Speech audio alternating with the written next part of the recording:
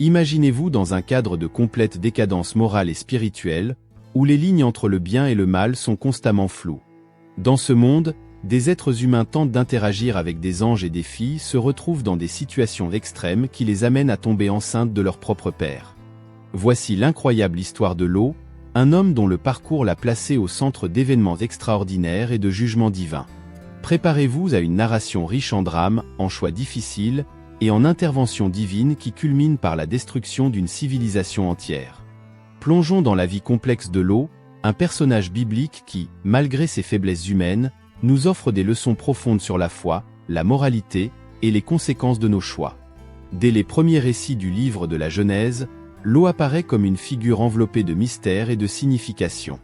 Certains chercheurs croient que son nom représente l'idée d'un voile, suggérant une importance dans la manière dont nous nous présentons au monde et aux yeux de Dieu. Lot, neveu d'Abraham, a fidèlement suivi son oncle. Mais les choix de Lot l'ont mené sur des chemins dangereux. En se séparant d'Abraham et en s'établissant à Sodome, il s'est retrouvé impliqué dans une société corrompue, où la méchanceté et la perversion étaient effrénées. Malgré cela, Lot a essayé de maintenir son intégrité morale dans un environnement corrosif, un effort qui s'est avéré à la fois héroïque et tragique.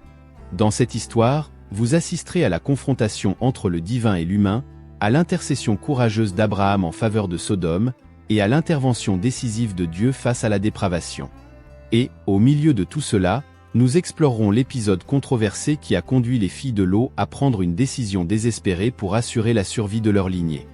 Alors, préparez-vous pour un voyage à travers le temps et la moralité, où chaque choix a un poids éternel et les leçons apprises résonnent jusqu'à nos jours. Restez avec nous jusqu'à la fin de ce voyage biblique, où le drame humain et la justice divine s'entrelacent dans une narration inoubliable. Lot, neveu d'Abraham, a vécu une vie d'aventure et de défis avant de s'établir à Sodome.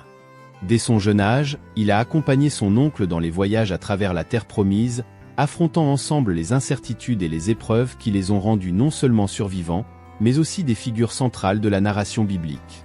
Après la mort de son père, Lot a quitté la ville dure des Chaldéens et a voyagé vers Haran avec son grand-père Téra, son oncle Abraham et sa tante Saraï. Lorsque Téra est décédé, Abraham a reçu un appel divin pour quitter Haran et se rendre dans la terre de Canaan. Lot, fidèle à son oncle, l'a suivi dans ce voyage incertain, poussé par l'espoir et la foi dans les promesses de Dieu. Pendant le voyage, la relation entre Lot et Abraham s'est révélée profondément collaborative. Les deux ont prospéré de manière significative, accumulant troupeaux et richesses. Cependant, la prospérité a apporté de nouveaux défis. Les bergers de Lot et d'Abraham ont commencé à se disputer, car la terre ne pouvait plus soutenir tous leurs biens et leurs animaux. Et ici, nous voyons un moment décisif dans la vie de Lot. Abraham, avec sa sagesse et sa générosité, a proposé une solution pacifique, qu'ils se séparent, chacun suivant son chemin pour éviter les conflits. Montrant confiance et altruisme, Abraham a permis à Lot de choisir en premier la terre qu'il souhaitait occuper. Lot, attiré par les plaines verdoyantes du Jourdain, a choisi la région proche de Sodome, une décision qui, comme nous le verrons, aurait des conséquences profondes et complexes. Ce choix en dit long sur Lot.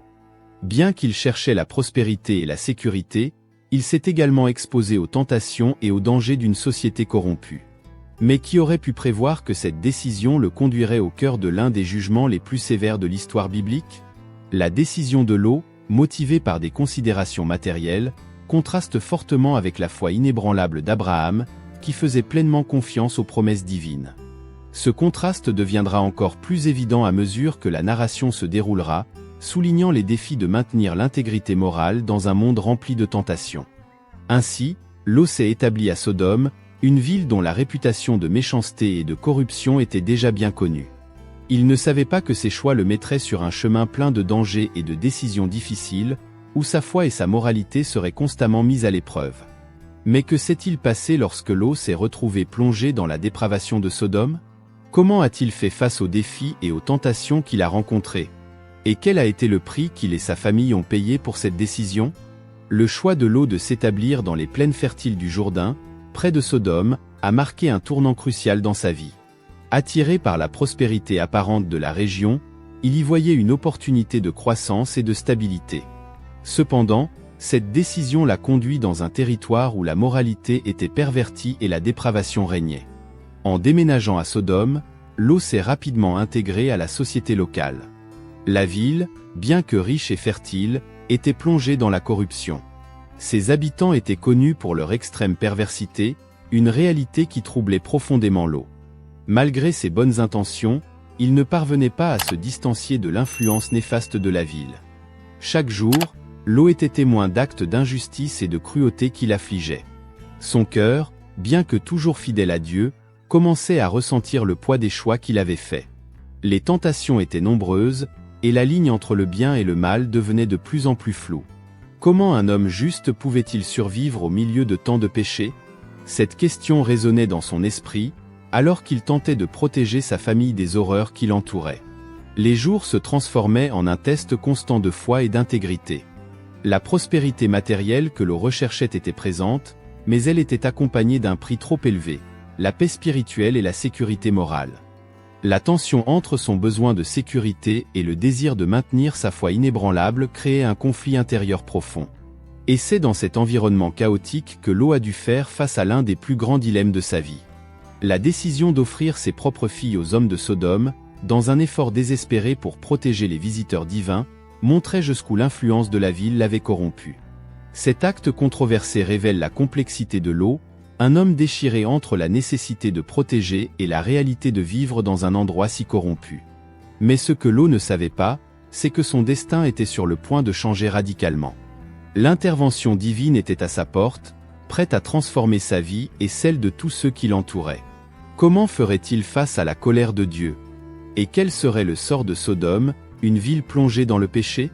Sodome était un chaudron bouillonnant de décadence et de perversité. La corruption imprégnait tous les aspects de la vie dans la ville. À chaque coin de rue, Lot était témoin de la cruauté, de l'injustice et de l'immoralité effrénée. Les habitants de Sodome étaient connus pour leur extrême méchanceté, et cette réalité devenait un poids insupportable pour Lot, qui conservait encore sa foi en Dieu. La visite des anges fut un tournant décisif. Ils étaient venus en ville pour examiner la dépravation qui clamait jusqu'aux cieux. Lot, reconnaissant la sainteté des visiteurs, les accueillit rapidement chez lui, leur offrant abri et protection. Cependant, la présence des anges ne passa pas inaperçue auprès des habitants de Sodome.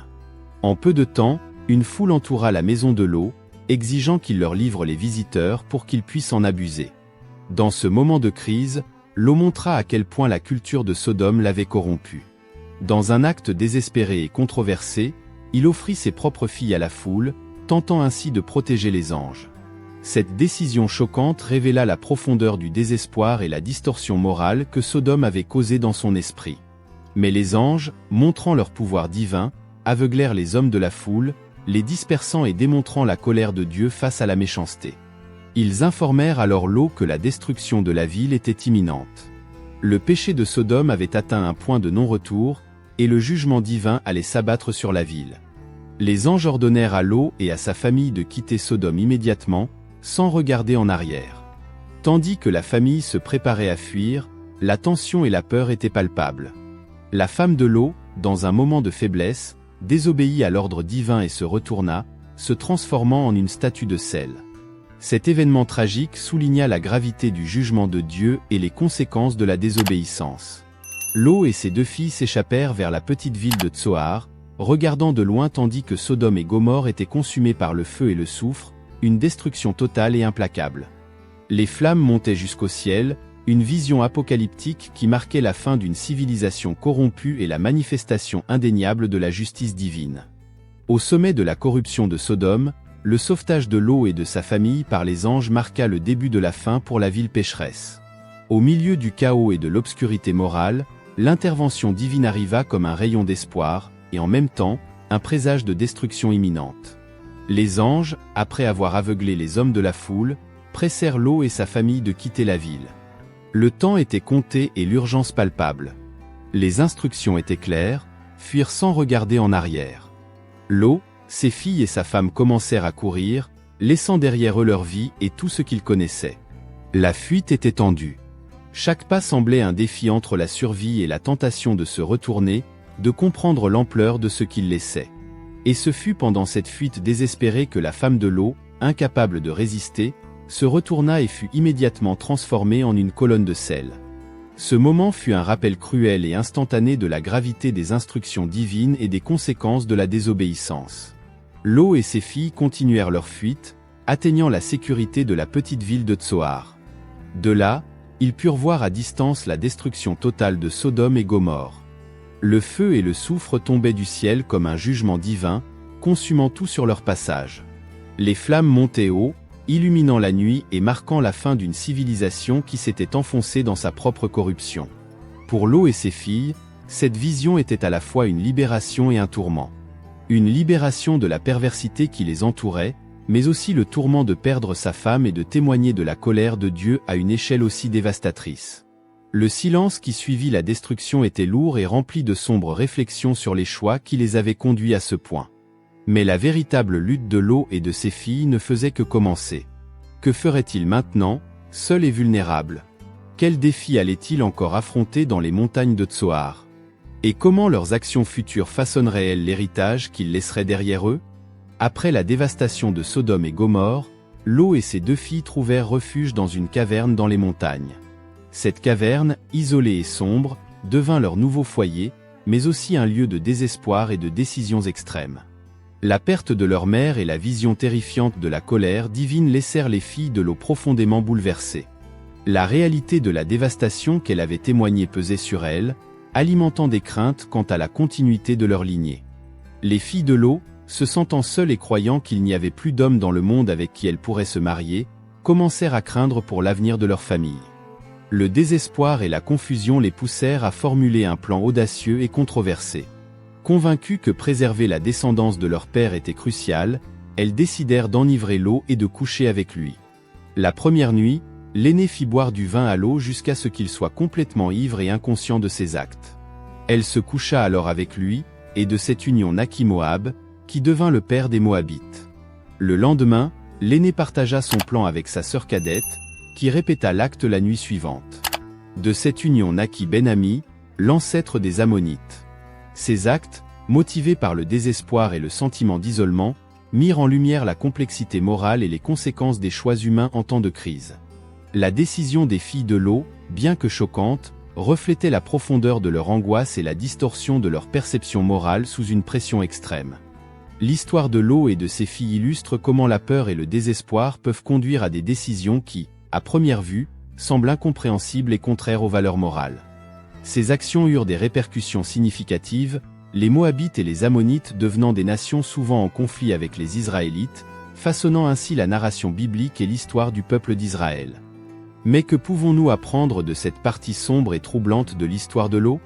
Les actions extrêmes des filles de Lot, bien que motivées par le désespoir et la peur de l'extinction de leur lignée, eurent des répercussions profondes et durables dans l'histoire biblique. Les enfants nés de ces unions incestueuses, Moab et Ben-Ami, devinrent les ancêtres des Moabites et des Ammonites, respectivement. Ces 2 nations entrèrent souvent en conflit avec les Israélites, soulignant comment les décisions personnelles peuvent résonner à travers les générations. Les Moabites et les Ammonites sont souvent mentionnés dans la Bible comme des ennemis d'Israël. Leur existence et les conflits qui en résultèrent servent de rappel constant des choix faits dans la caverne. La narration nous pousse à considérer les ramifications éthiques et morales de nos actions, surtout en temps de crise. Malgré l'acte incestueux, la Bible ne présente pas Lot simplement comme un vilain. Au lieu de cela, son histoire est complexe, remplie de moments de faiblesse humaine et de foi. Lot est décrit comme un homme juste qui se tourmentait de la méchanceté de Sodome. Sa vie est un exemple de comment même ceux qui cherchent à faire le bien peuvent être corrompus par les influences qui les entourent, et finalement, commettre de graves erreurs. L'histoire de Lot soulève également des questions sur l'influence de l'environnement et la résistance morale. Le choix de Lot de vivre à Sodome et la corruption qui s'ensuivit reflètent les défis auxquels sont confrontés ceux qui cherchent à maintenir leur foi au milieu de la décadence morale. Cela résonne fortement avec les lecteurs contemporains qui affrontent des dilemmes similaires dans leur vie quotidienne. Mais que pouvons-nous vraiment apprendre de cette histoire? Comment ces leçons s'appliquent-elles à notre monde actuel? Et comment l'histoire de Lot peut-elle nous aider à naviguer dans les complexités morales de nos propres vies? L'histoire de Lot et de ses filles est une puissante narration de foi, de moralité et des conséquences des choix humains.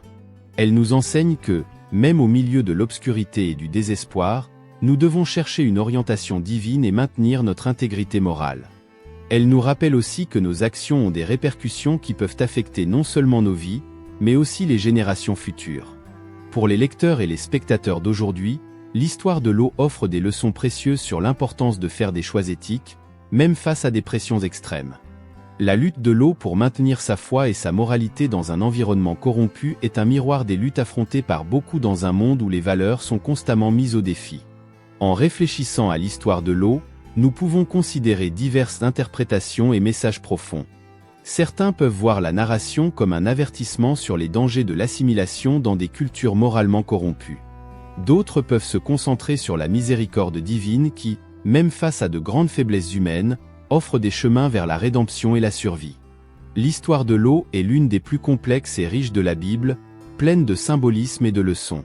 En l'examinant, nous pouvons trouver des inspirations pour affronter nos propres luttes morales et chercher une orientation divine en temps d'incertitude et de désespoir.